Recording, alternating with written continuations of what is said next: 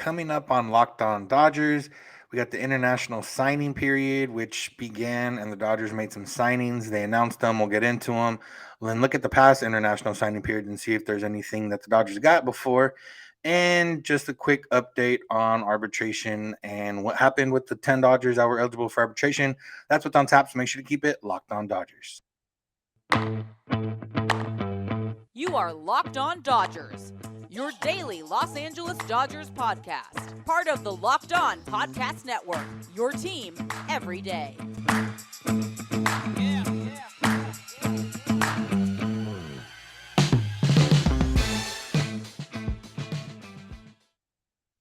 Yo, Dodger fans. Welcome to Locked On Dodgers. We are part of the Locked On Podcast Network, the number one local sports daily podcast network. Locked On, your team every day. Today's episode is brought to you by BetOnline. BetOnline has you covered this season with more props, odds, and lines than ever before. BetOnline, where the game starts. We are Locked On Dodgers, and this is the daily Los Angeles Dodgers podcast. You can find us wherever you find podcasts and on YouTube simply by searching for Locked On Dodgers. And subscribe in each of those places and never miss a day because you know we're not going to. If this is your first time listener watching, I'm Samperio. I'm usually joined by co-host Jeff Snider. But Jeff has a special episode for you guys tomorrow where he's going to go solo. So I'm going to handle today's episode and go solo. Luckily for me, there's some actual Dodgers stuff to talk about. But before that, Jeff and I were both lifelong Dodger fans that cover the team currently. Spent time in the press box, spent time in the locker room, spent time all over Dodger Stadium. And we're here every Monday through Friday to bring you about 30 minutes of Dodger talk. So if you haven't already checked us out, continue to check us out. And if you haven't told your friends and family about us, go ahead and do that. And let's get right into it. Before we get into the international signings, we'll just get into Dodgers.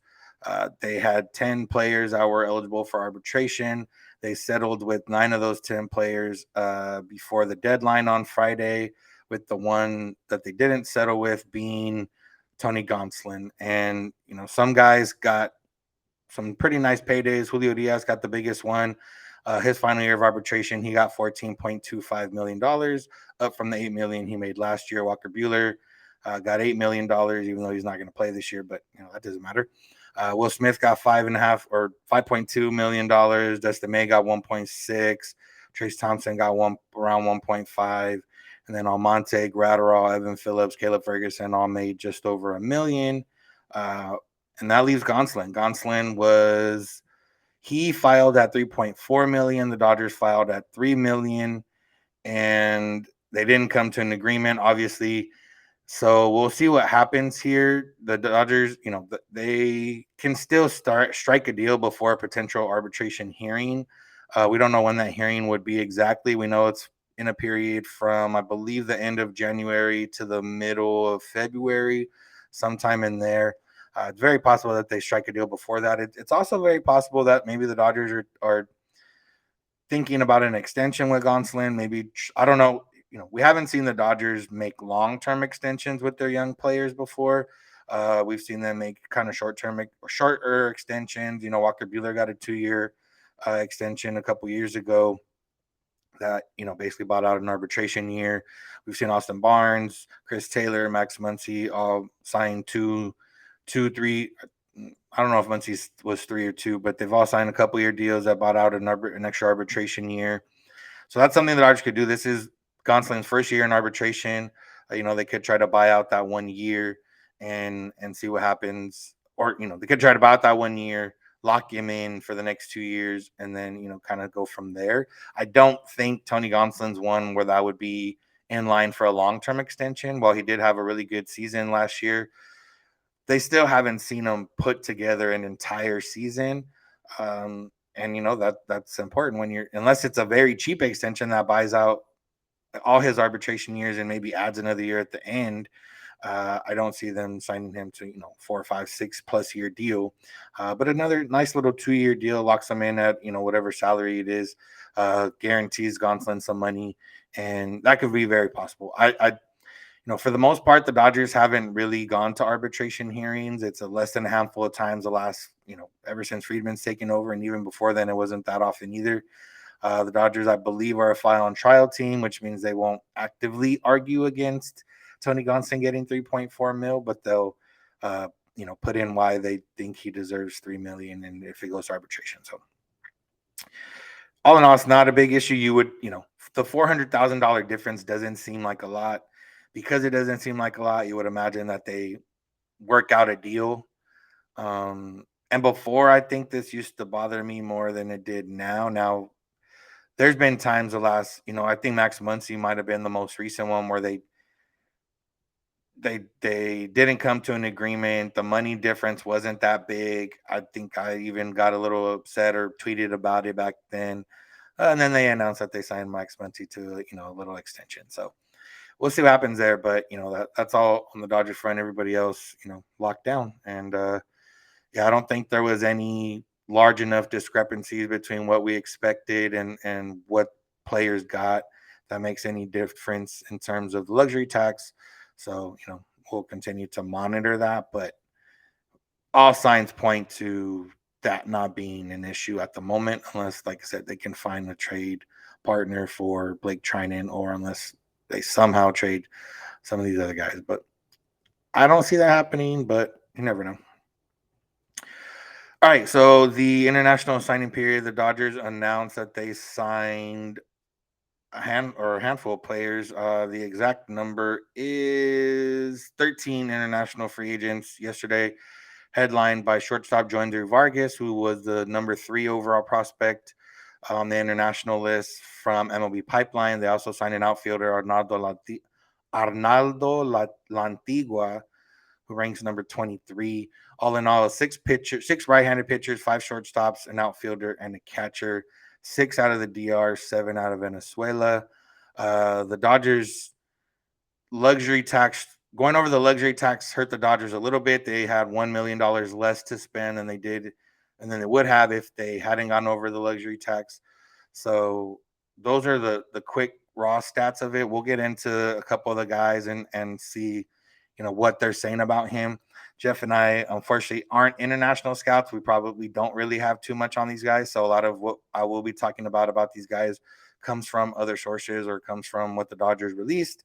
But either way, you guys are going to learn because I'm also going to learn along with you. So before we get into that, let's talk about BetOnline. Today's episode is brought to you by BetOnline, your number one source for all your sports betting info, stats, news, and analysis.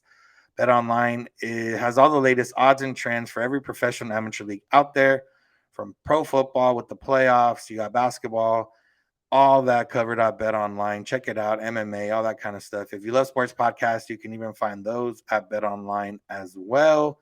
They're the fastest and easiest way to get all your betting info. So head to betonline.net on your laptop or mobile device to learn more. BetOnline, where the game starts. All right, let's get into it. Like I mentioned, the Dodgers signed 13 players. The top one being number 3 on MLB Pipeline's international prospects list, Joendry Vargas, a shortstop.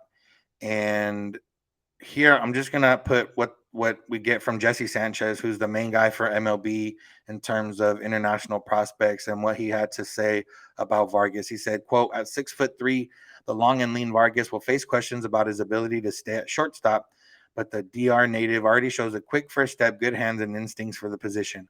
He'll stay in the middle of the infield for as long as he can, but his plus arm potential will serve him well if he transitions to third base in the future. At the plate, Vargas shows an advanced approach with the ability to hit for average. One of the top hitters in the class, he hits line drives to all fields and shows home run potential with the mechanically sound swing. He is expected to show more raw power and rack up extra base hits as he fills out his frame. So I mean, that sounds good. 6'3", long, lean. These guys are young; they'll grow into their bodies definitely. And you never know; he could fill out a little bit thicker, maybe make a move to third base. He's only 17 years old, so like I said, he right now he's 6'4", 175. You would imagine as he grows into it, 6'4", might near that two. I don't know if he'll get up to 200, but might get into that 190 realm in terms of weight, and be able to withstand the rigors of an MLB season. But 17 years old, most of these guys we're not going to see for at least 3-4 years, depending how fast they rise through the ranks. It's funny because the Dodgers, well, depending how you feel about Gavin Lux, you would say the Dodgers have a need at shortstop, and signing all these guys obviously doesn't help with that because they're not going to be ready for at least a few years.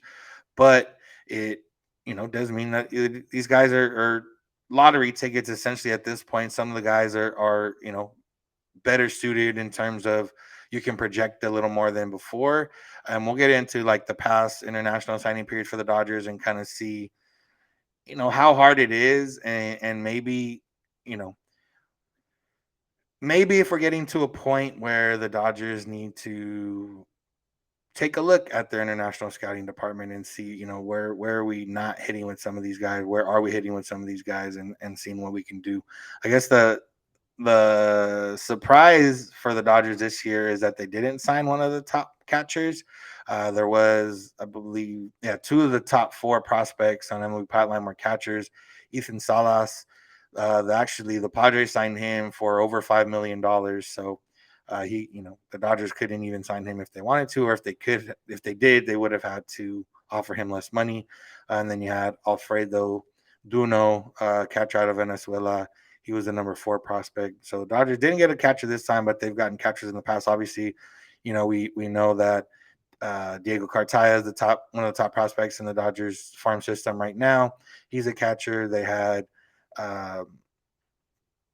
Jesus Galis last year, a couple years ago now that they signed him. So there's catchers coming up, and obviously uh, the guy they traded to the Nationals, whose name is escaping me right now, but he was also an international prospect. So the Dodgers have done well at catcher. I don't know necessarily that they've done well at some of these other positions, but we'll see. Moving on to Arnaldo Lantigua, who was the other top 50 prospect the Dodgers signed. He was number 23 on MLB Pipeline. He's an outfielder, and this is what Jesse Sanchez had to say about him. He said, quote, "A power-hitting outfielder from the Dominican Republic. Antigua is big and strong now, and more strength could be on the way.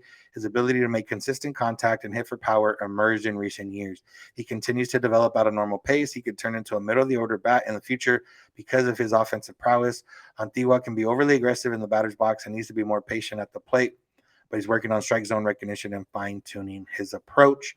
Overall, he has a chance to stay in center field because of his speed and arm strength, but also profiles as a right fielder for those reasons." So, yeah, I mean, that's also sounds great. A power hitting outfielder that can play center field that sits in the middle of your lineup. I mean, that's all you can ask for. Obviously, like I said, these guys are young.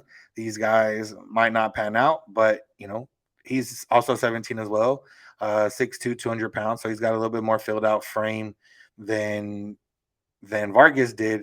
And this guy is more built on power, where Vargas was more built on hitting for average and better hitter overall, maybe. But yeah, so these two guys, good for the Dodgers. Like I said, 17 years old. We're probably not going to see them for 3 years, the earliest, more like 4, 5, 6 years, depending how they develop and if they develop.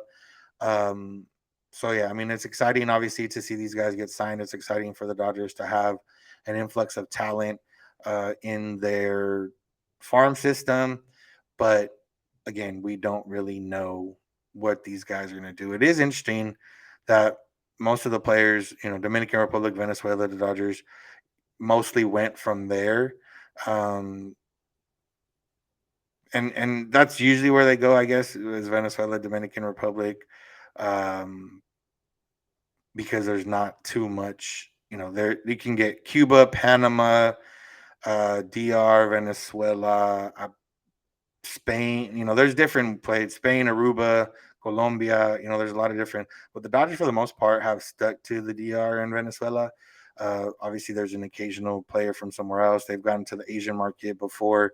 Obviously, they've gone into the Mexican market before with Julio Diaz as they signed him, but that was kind of before these rules were kind of around in terms of how much money you can spend and who you can sign. So again, we're going to talk about them. I'm going to, read the scouting reports on these guys, but we don't really know what these guys are going to turn into.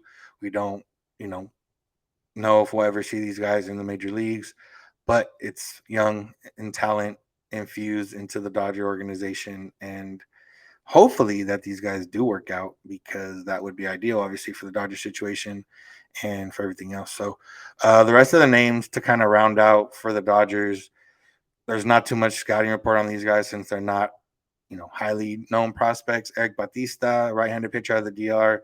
Anderson Jerez, right-handed pitcher out of the DR. Elias Medina, shortstop. Daniel Milkarek, another shortstop out of the DR.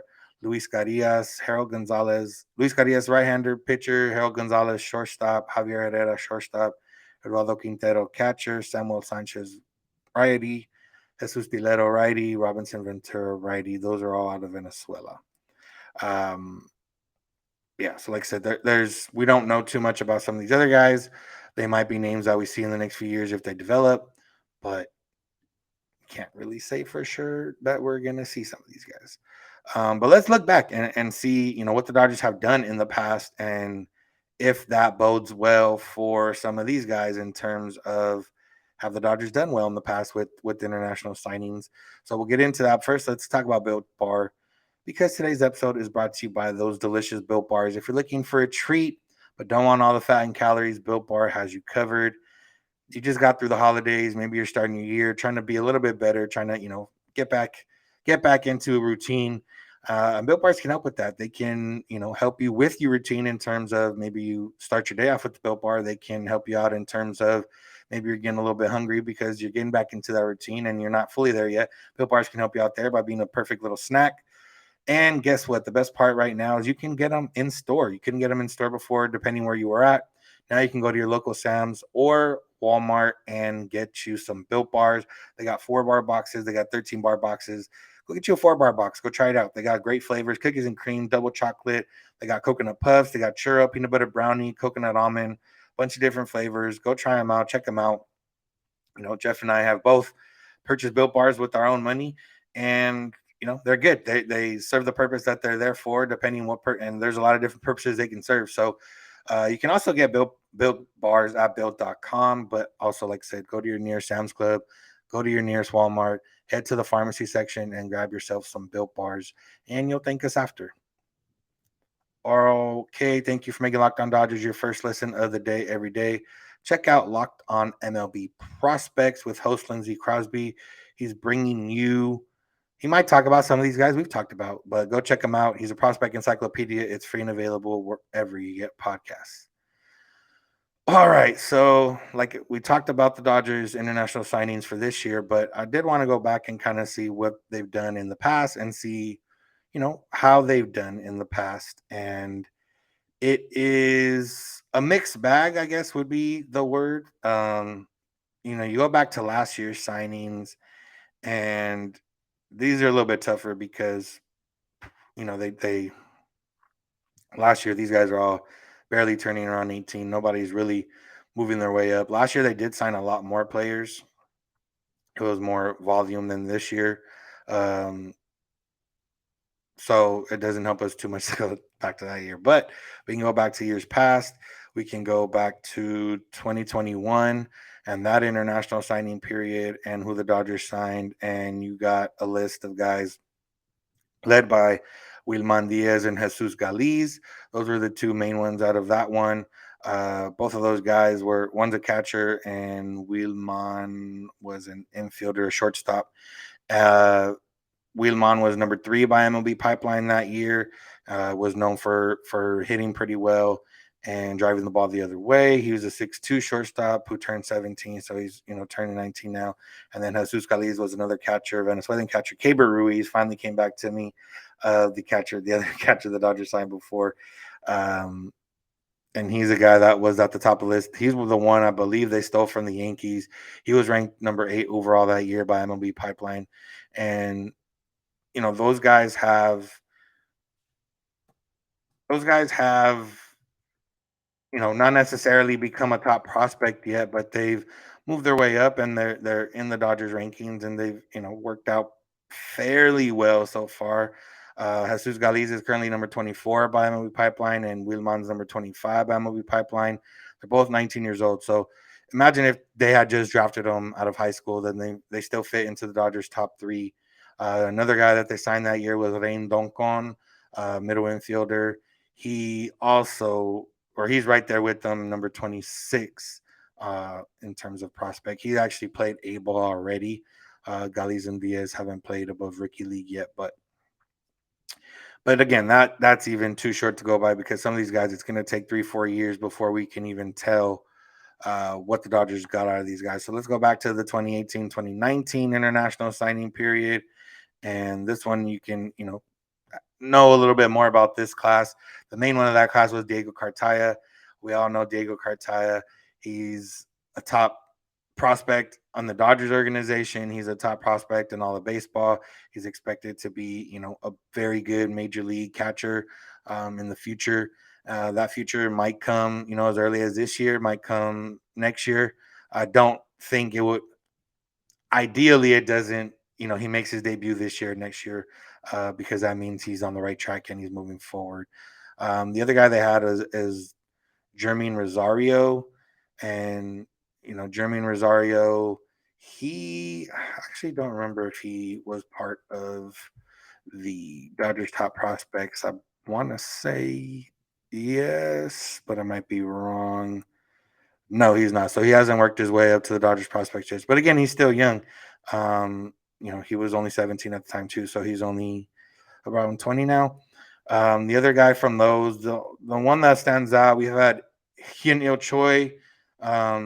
He was the Dodgers minor league pitcher of the year a couple years ago. I don't. He didn't throw that hard. He had some good changeup, if I remember correctly. I don't know if he's a guy that's actually ever going to make his way up into the Dodgers. He's not in the Dodgers top 30 prospects, so I don't believe that. But another guy, Jose Ramos, he's a guy that you might have heard of before. They signed him out of Panama. He's currently number 8 in the Dodgers top prospects, an outfielder, and he's 22 years old. So he might find his way to the team this year, next year, probably more next year. But yeah, he's a guy that's definitely worked out for them. Other than that, there wasn't too much from that year in terms of guys that have worked their way up. So let's go back a little bit further now, 2015, 26. So the signing period used to be in July. So, the years used to be 2015, 2016. Now the signing period is in January. So now it's easier to keep track of the years. But yeah, this one's the 2015, 2016 is going to hurt for a variety of reasons. One of those reasons that they spent a lot of money and haven't got much back, or actually haven't got anything back from it. They signed Yadier Alvarez that year with the $16 million signing bonus. This was before that they limited it.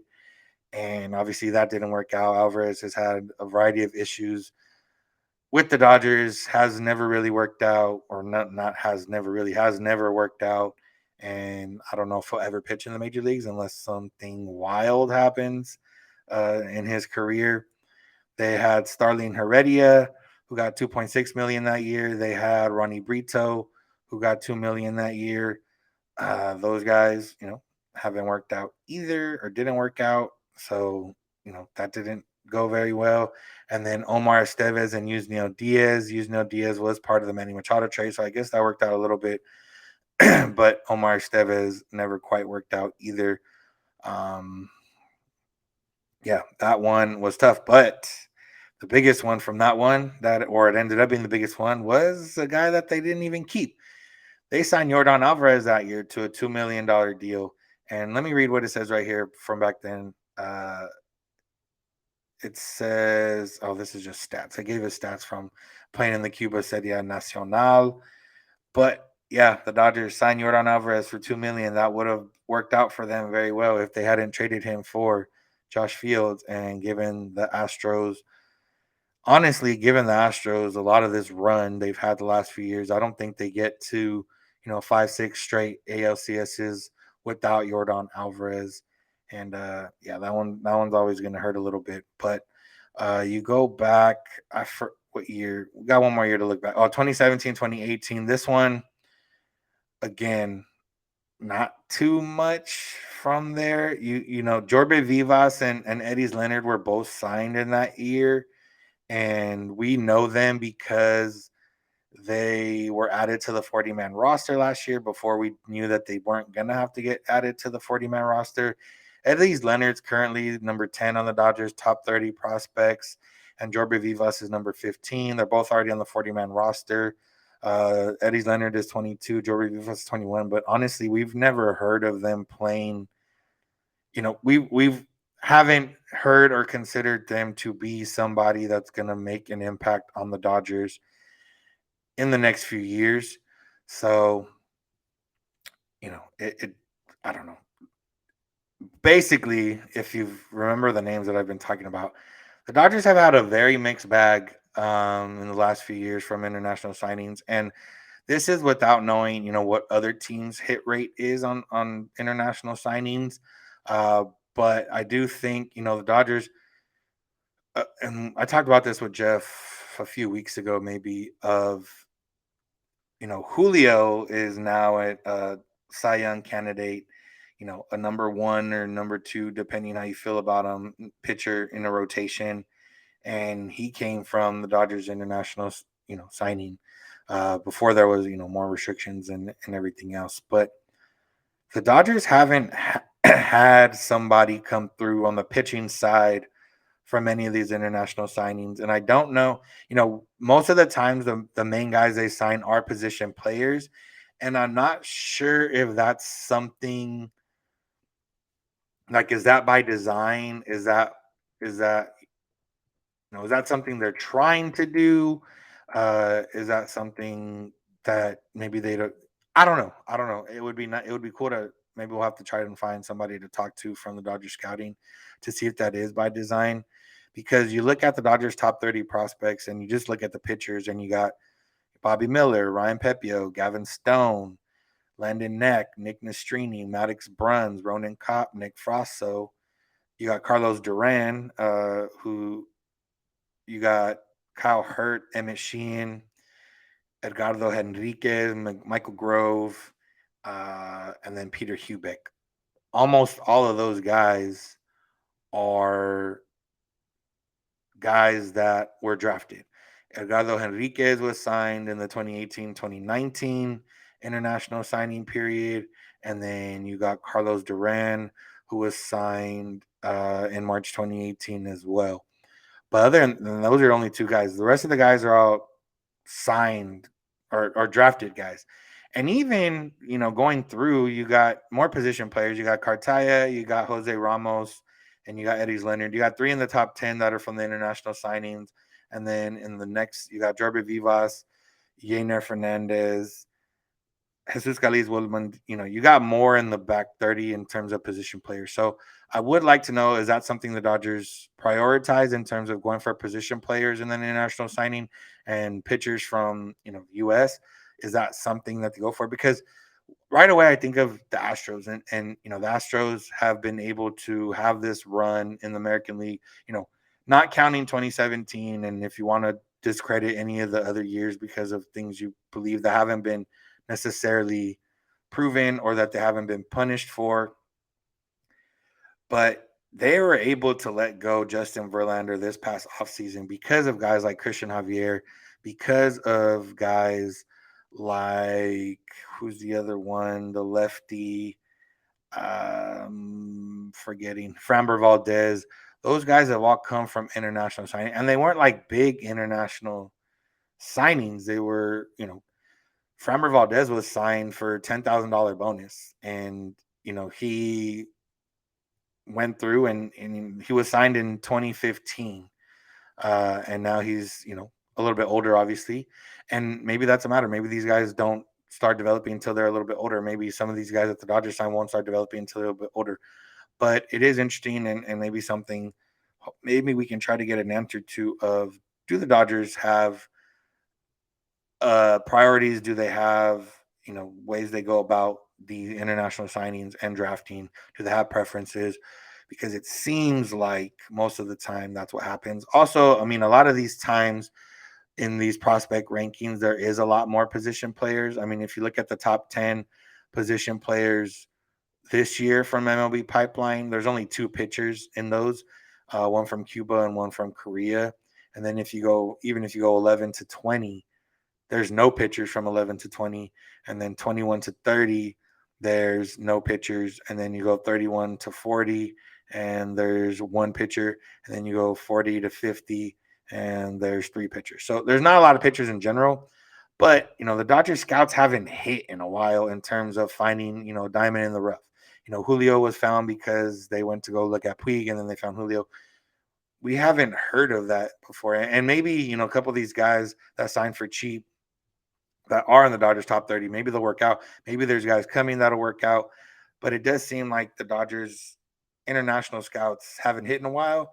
And that is interesting just for the fact that the Dodgers have been, for years now, they've been able to find players and internationally and bring them over and, have success. And they haven't necessarily had that on the pitching side.